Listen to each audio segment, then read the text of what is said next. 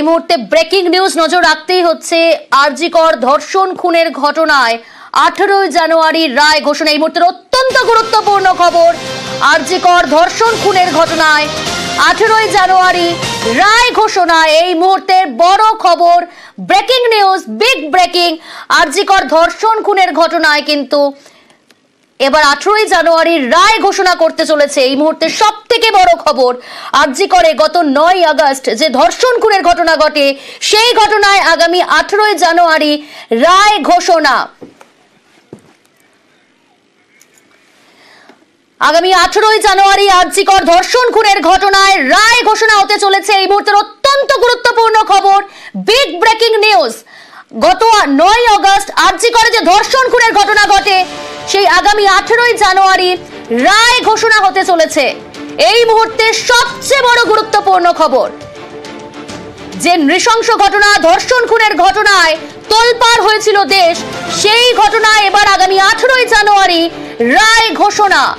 আরজিকর ধর্ষণ খুনের ঘটনায় আগামী 18 জানুয়ারি রায় ঘোষণা। আরো বিস্তারিত জানাবে অমিত, রয়েছে আমার সঙ্গে। অমিত, আরজিকর ধর্ষণ ও খুনের ঘটনায় বিচার পর্ব পুরো শেষ হলো শিয়ালদা আদালতে। 18 তারিখ বেলা 2:30 নাগাদ এই মামলায় কিন্তু রায়দান হতে চলেছে। যেহেতু রুদ্ধতার পক্ষে শুনানি চলছিল, বিচার পর্ব চলছিল, সেক্ষেত্রে আজকে বিচার পর্ব শেষ হবার পর যারা সংশ্লিষ্ট যারা আইনজীবী রয়েছেন, তারা আদালত পক্ষ থেকে বেরিয়েছে জানিয়েছেন, যে বিচারক তাদেরকে জানিয়েছেন যে 18 তারিখ বেলা 2:30 নাগাদ এই মামলার কিন্তু রায়দান তিনি করবেন। স্বাভাবিকভাবে আরজিকর ধর্ষণ ও খুনের ঘটনায় যেভাবে বিভিন্ন জায়গাতে আমাদের থেকে আন্দোলন হয়েছে, দোষীর শাস্তির দাবিতে আন্দোলন চলেছে, সেখানে সিবিআই তদন্ত করছিল। সিবিআই চার্জ গঠন করা হয়। চার্জ গঠন করার পরে আমরা দেখলাম যে সাক্ষ্য গ্রহণ পর্ব হওয়ার পর আর্গুমেন্ট অর্থাৎ বিচার প্রক্রিয়া বা বিচার পর্ব শেষ হওয়ার পর 18 জানুয়ারি বেলা 2:30 নাগাদ রায়দান করা হবে এই আরজিকর ধর্ষণ ও খুনের ঘটনায়। অমিত, শিয়ালদা আদালতে আরজিকর ধর্ষণ খুনের বিচার পর্ব শেষ, এবার রায়দান হবে আগামী 18 জানুয়ারি। কখন রায়দান, কি জানা যাচ্ছে এই বিষয়ে, আরো বিস্তারিত জানাও। বিচার পর্ব চলছিল এবং তুমি সরাসরি আমার ক্যামেরা পাশে যে ছবি তুলে হচ্ছে যে এই মুহূর্তে যে সঞ্জয় রায় যাকে আদালত পক্ষ থেকে বার করে নিয়ে যাওয়া হবে প্রেসিডেন্সি সংশোধনের উদ্দেশ্যে, সেখানে আজকে স্পষ্ট করে দেওয়া হলো আদালতের সঙ্গে থাকো। আমরা তার দিকে তাকাই, তাহলে আমরা যে একাধিক ব্যক্তি জড়িত থাকার কথা বলেছিলাম, আমরা কেন বলেছিলাম সেটা আমরা প্রতি মুহূর্তে আমাদের আন্দোলনের সময় আমরা এক্সপ্লেন করেছি, যে একজন ব্যক্তির পক্ষে এরকম জায়গায় একটা ঘটনা ঘটানো সম্ভব নয়, যেহেতু সে এই হসপিটালের কেউ নয়। তাহলে এই হসপিটালের কেউ নয় একজন ব্যক্তি গেল, আবার একটা এরকমের ঘটনা ঘটালো। আবার যদি আপনি দেখেন সিবিআইয়ের প্রাইমারি চার্জশিটের দিকে, সেখানে সিবিআই উল্লেখ করেছে এবং আমরাও শুরুতে বলেছিলাম যে এভিডেন্স ট্যাম্পার হয়েছে, ইনভেস্টিগেশনকে হাসাপ করার চেষ্টা হচ্ছে, এভিডেন্স ডিস্ট্রাকশন হয়েছে। এগুলো জুনিয়র ডাক্তারদের কথা নয়, এগুলো সিবিআইয়ের প্রাইমারি চার্জশিটের কথা। তাহলে সাপ্লিমেন্টারি চার্জশিট কোথায়? তাহলে এই ঘটনার যদি ন্যায় বিচার বলতে হয়, তাহলে কতজন ব্যক্তি জড়িত এ কথা প্রথমে তাকে বলতে হবে। আমি যদি মনে করি এই ঘটনায় একাধিক ব্যক্তি জড়িত, সিএসএফএল-এর যদি ডিএনএ প্রোফাইলের রিপোর্টকে মান্যতা দিই, তাহলে বাকি একজন ব্যক্তি যদি অ্যারেস্ট হয় এবং শাস্তি হয়, তাহলে বাকি যারা, তারা তো প্রকাশ্য দিবালোকে ঘুরে বেড়াচ্ছে। তাহলে এ কেমন বিচার? তাহলে এই ক্ষেত্রে সুস্পষ্টভাবে যেটা আমরা চাইছি, একদম অত্যন্ত পরিষ্কারভাবে, এক না একাধিক মোটিভ কি। কিন্তু সিবিআই যে দাবি করেছিল, তোমরা সিবিআই এর যে তদন্ত, সেই তদন্তের উপর খালি ভরসা হারালে শিয়ালদা আদালত কি বলবে? 18 তারিখ নিয়ে যেটা বলার, সেটা হচ্ছে এই জায়গা আমরা খুব সুস্পষ্টভাবে রাখতে চাইছি। সেটা হচ্ছে এটাই, যে আমরা যখন আন্দোলন শুরু হয় তখন আমরা এই কথা বলেছিলাম যে এই ঘটনার একজন ব্যক্তি না একাধিক ব্যক্তি জড়িত। এক যদি হয় তাহলে তার মোটিভ কি, উদ্দেশ্য কি? যদি একাধিক ব্যক্তি হয় তাহলে বাকিরা। সিবিআই তাদের বক্তব্য আজকে পেশ করেছে।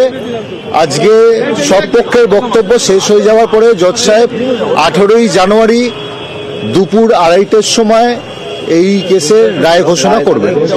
আপনারা পরিবারের তরফে ছিলেন, কি বললেন? মানে এই গোটা তদন্ত নিয়ে কি আপনারা সন্তুষ্ট ছিলেন? আমাদের একটাই বক্তব্য, যে আমরা এখানে এসেছি বিচার চাইতে। এই ঘটনাতে যে বা যারা যুক্ত, তারা যেন সামনে আসে, বা যা যা এভিডেন্স এসছে সেইগুলো জজ সাহেব খতিয়ে দেখবেন। আমাদের বক্তব্য হচ্ছে, যে বা যারা এই ঘটনার সঙ্গে যুক্ত, তারা যেন সর্বোচ্চ সাজা পায়, এবং আমাদের আবেদন আমরা লিখিত আকারে সাহেবের কাছে জমা করেছিলাম। আজকে আমরা আমাদের বক্তব্য পেশ করেছি। এর আগে সিবিআই তাদের বক্তব্য বলেছিল, তারপরে ডিফেন্স তাদের বক্তব্য বলেছে। আমাদের বক্তব্য হয়ে যাওয়ার পর শেষ রিপ্লাই একটা সিবিআই দিয়েছেন।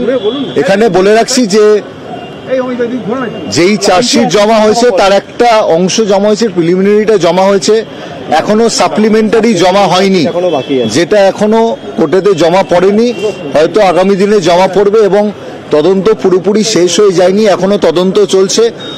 আমরা আশা করছি তদন্ততে যদি অন্য বা যারা যদি যুক্ত হয়ে থাকে তারাও হয়তো সামনে আসবে এবং আজকে আমরা এবং সিবিআইও যে আপাতত এই ঘটনার সঙ্গে এসছে সঞ্জয় রায় তার সর্বোচ্চ সাজা দাবি করেছে। জুনিয়র ডাক্তাররা দাবি করছে যে সঞ্জয় রায়কে স্কেপগোট করা হলো, কি বলবেন? দেখুন, আমাদের বক্তব্যে আমরা যা বলেছি সেটা লার্নেড কোর্ট সেটাকে অ্যাপ্রিসিয়েট করে নোট ডাউন করেছেন। এবার বাকিটা জাজমেন্টে রিফ্লেকশন হবে। সন্তুষ্ট ছিলেন আপনারা? দেখুন, তদন্ত নিয়ে যেই জায়গায় আমাদের বক্তব্য ছিল, আমরা সমস্ত বক্তব্যটা আমাদের রিটেন নোটস অফ আর্গুমেন্ট এবং তার পরবর্তীকালে কোর্টের থেকে লিভ চেয়ে নিয়ে আমরা ওরাল আর্গুমেন্ট যেটা আজকে করেছি সমস্তটা আমরা আমাদের ইয়েতে তুলে ধরেছি। সুপ্রিম কোর্টে তো পরিবারের তরফে একটা পিটিশন করা হয়েছে, নতুন করে হাইকোর্টেতে একটা পিটিশন অলরেডি ফাইল করা হয়েছে, যেখানে একটা ফার্দার ইনভেস্টিগেশন চেয়েছি। এখানে বলে রাখি, ফার্দার ইনভেস্টিগেশন আর রি ইনভেস্টিগেশনের মধ্যে তফাৎ আছে। আমরা রিভি ইনভেস্টিগেশন বলতে প্রথম থেকে শুরু করে সেটা আমরা চাইনি। আমরা একটা ফার্দার ইনভেস্টিগেশন অলরেডি ফাইল করা হয়েছে, সেইটা অনারেবল হাইকোর্টেতে পেন্ডিং। আমরা আমাদের যে বক্তব্য দিয়েছি সেখানেতে আমাদের যেই যা এভিডেন্স আপাতত এসছে সেই তার উপরে আমরা আমাদের নিজেদের বক্তব্য রেখেছি এবং আগেই একটু আগে বললাম যেটা এই যে ফার্দার ইনভেস্টিগেশনের কথা আপনারা বলেছেন যে হাইকোর্টে আপনারা একটা হ্যাঁ, আমরা সাহেবের কাছে আমরা যে রিটেন সেট অফ আর্গুমেন্টস জমা করেছি তাতে আমরা যে ফার্দার ইনভেস্টিগেশন চেয়েছি সেইটা উল্লেখ আছে। এখানে আমাদের বলে রাখি, ইনভেস্টিগেশন কিন্তু শেষ হয়ে যায়নি, সেইটা এখনো কনক্লুডেড হয়নি। যতক্ষণ না সেই পার্টটাও জমা পড়ছে ততক্ষণ আমরা যেটা জিজ্ঞাসা করছেন সন্তুষ্টর উপর, সেই জায়গাটা এই মুহূর্তে বলতে পারবো না। কেন, কনক্লুসিভ চার্জশিট সাবমিট হওয়ার পর সেইটা প্রডিউস করার পর যদি আমরা দেখি যে কোনো কিছু বাদ গেছে বা কিছু, সেইখানটা আমাদের বলার জায়গা রয়েছে। যেহেতু পুরোপুরি চার্জশিট এখন সাবমিট হয়নি, তো আমাদের কিছু জায়গায় গিয়ে সেইটার জন্য অপেক্ষা করতে হবে। চার্জশিট এবং লার্জার কনস্পিরেসি, এই যে দুটো পয়েন্টে আপনাদের বক্তব্য আজকে তুলে ধরলেন, সিবিআই তো তার রিপ্লাই জানিয়েছে। হ্যাঁ, সিবিআই এর বক্তব্য ছিল আজকে যেইটুকুনি এভিডেন্স এসছে আজকে, সেই এভিডেন্সে সঞ্জয় রায় যে ঘটনার সঙ্গে যুক্ত সেই তথ্যটা উঠে এসছে, এটাই হচ্ছে সিবিআই এর বক্তব্য। আমাদেরও একটাই বক্তব্য, আমরা তো স্পেসিফিক এই কেসটা কারোর এগেনস্টে স্পেসিফিক হয়নি, এটা আননোনের এগেনস্টে কমপ্লেন। আপাতত সঞ্জয় রায়কে আনা হয়েছে। আমাদের যেটা দাবি, যে বা যারা এর সঙ্গে যুক্ত সবাই যেন সর্বোচ্চ সাজা পায়। চার্জশিট জমা হয়নি, এখনো সাপ্লিমেন্টারি, সেইটার জন্য আমরা আশাবাদী হয়ে থাকবো। আরো কিছু তথ্য যদি বেরিয়ে আসে এবং যাতে আমরা বলতে পারি that this case has been proved beyond the reasonable doubt. Supplementary chargesheet পেশ করার আগেই রায়দানের দিন ঘোষণা হয়ে গেল, এইটা কোথাও কি আপনাদেরকে অবাক করছে? মানে এই রায়দান মানে হচ্ছে এই কেসটা এখানে শেষ হয়ে গেল, এই কেসটা এখানে ইতি হয়ে গেল তা নয়। যেইটুকু তথ্য পাওয়া গেছে, যেই পার্টটাতে সঞ্জয় রায়ের উপর চার্জশিট হয়েছে, সেইটুকু পার্ট সেইটুকু তথ্যের উপর বেস করে সেই মানে আমাদের আর্গুমেন্ট ছিল, সেই উপরে বেস করে এভিডেন্স হয়েছে এবং সেইটার উপর বেস করেই জজ সাহেব জাজমেন্ট দেবে। পরবর্তীকালে সাপ্লিমেন্টারি চার্জশিটে যদি বাকি কারোর নামে উঠে আসে তাহলে তাদের আবার যেমন এই কেসেতে সাক্ষ্য গ্রহণ হয়েছে সেই সাক্ষ্য গ্রহণ আর্গুমেন্ট সবকিছু। অমর্ত্য দে, অ্যাডভোকেট, শিয়ালদা কোর্ট, সঙ্গে রাজদীপ হালদার, সৌভিক ঘোষ।